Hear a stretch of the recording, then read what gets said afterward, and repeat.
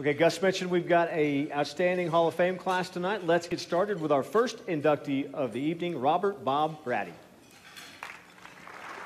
In 28 years as coach at Jackson State, Bob Braddy won 824 games and 12 conference championships. He was named NAIA District Coach of the Year twice, Southwestern Athletic Conference Coach of the Year 8 times, and his teams advanced to the NCAA tournament 3 times. He sent 52 players to the professional ranks, and in 2003 became the first African American to be inducted into the American Baseball Coaches Association Hall of Fame.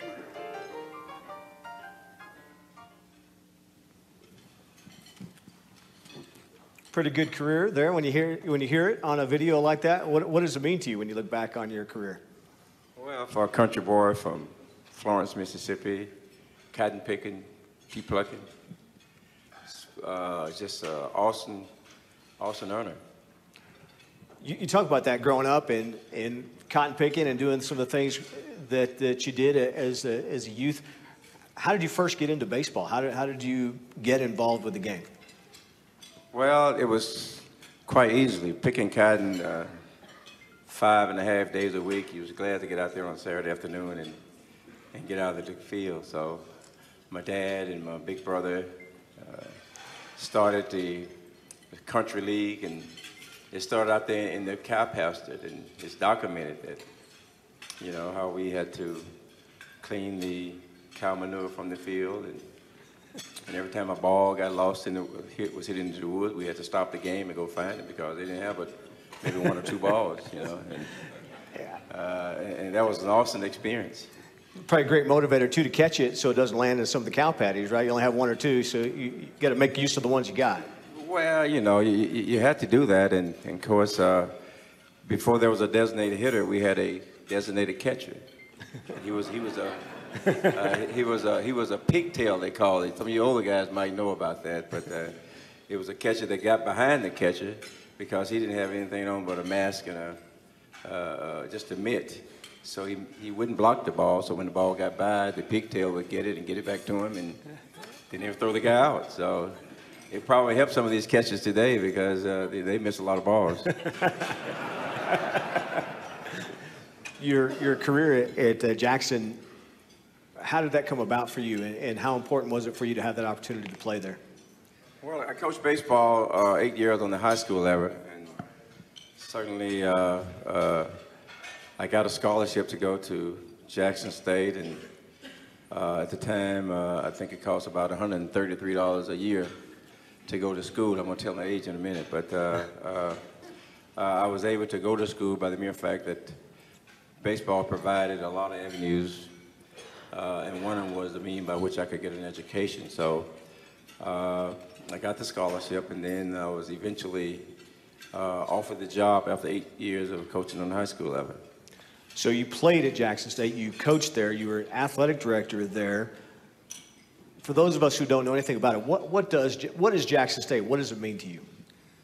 Oh man, I tell you what, it was an awesome experience, and I just can't thank Jackson State, and I can't thank my family and who are here tonight from all over the place, Chicago. I got my nephews and nieces and my siblings out there, and it's a funny thing that you see them out there and they're not too hard to identify, are they? but Jackson State was it was a blessing in disguise because it got me out of the field, and you know, once we entered college, we had to go back home and work during the summer, slop the hogs, whatever, all that stuff, and I always told my dad I had to go back to summer school so I could graduate. So that was a way to get out of the field. But it was an awesome experience, and it was a great experience for me. With all the accomplishments you've had in your career, I've seen it where you have said the greatest joy you got in baseball was coaching your son. Yeah, you know, it is. When I look back over my past and reminisce a little bit, I guess it would be the second greatest experience. The greatest experience was not being the last one to eat out of a family of 14, you know. So That was the first. That was the most amazing thing. And then the second thing, I had the opportunity to coach my son. And, you know, the good thing about that is you can sit him down and you can just say, hey, look, this is the way the game goes, and I can't have any preferential treatment. You got to earn your way. And my second man was saying all the time, you're going to start, you know. But I didn't do that. He was good enough to start. He played 4 years. He led it 4 years. And it was the greatest experience. And now not only am I his dad, he's one of my best friends, along with my daughter and her family. You were selected by the Black College Legends and the Pioneer Committee. When you look at some of those names, Lou Brock, Ralph Garr, Al Holland, when you hear your name with that, that's got to be pretty special.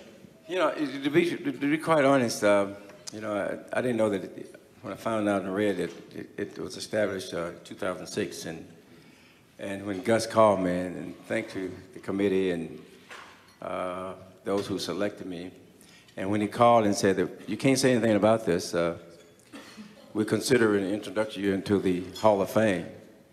I said, really? What Hall of Fame? I'm already in the, I didn't tell him this, but I'm already in the ABCA. I consider that the highest level you can go in baseball, and I'm in the Jackson State Hall of Fame. So, you know, this is probably some little sideshow thing, you know. So I said, yeah, I'll accept it. So after he called me back and said, the committee has selected you, I said, let me do a little research on this thing. And the first name I see was Lou Gehrig and Jackie Robinson. And, oh, man. And I said, wow. I said, I did like a Barney Fight with, hey, this is the big one, you know.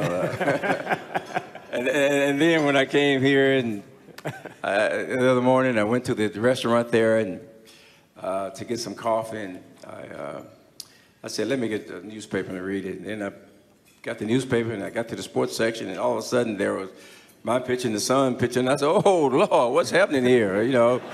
Hey, Fred Sanford, this is the big one, you know? But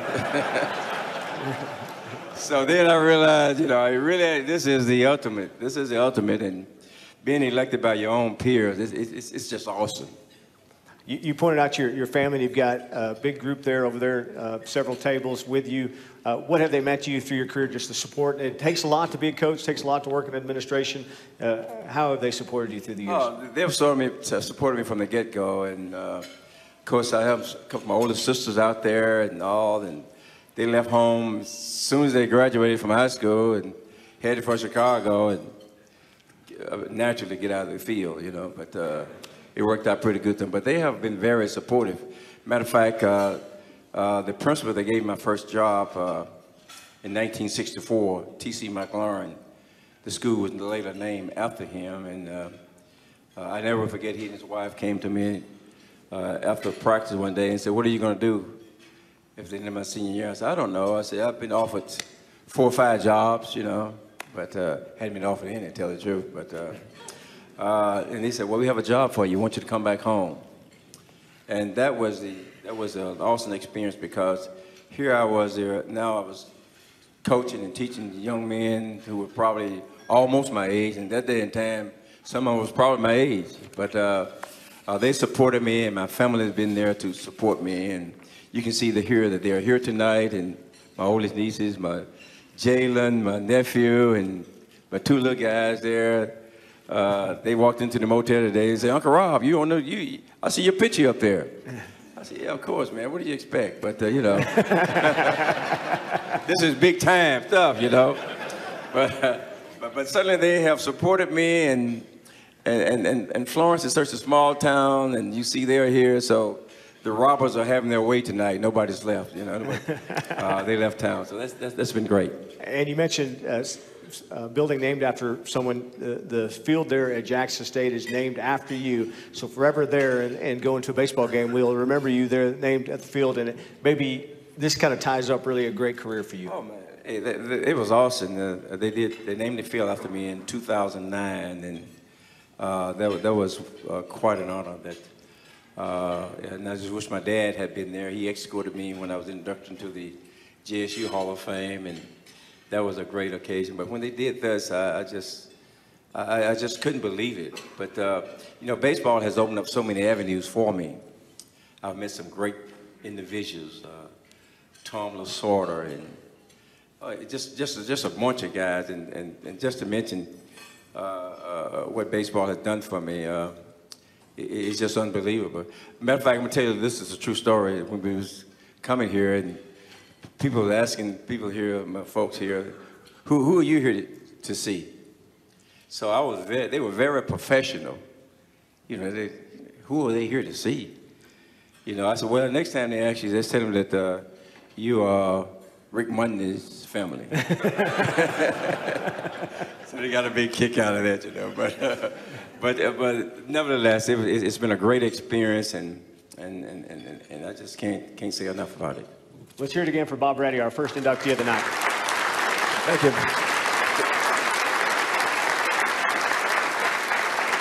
Thank you very much, and thank you very much. Thank you, Gus, and the committee, and I really congratulate all the inductees. Thank you.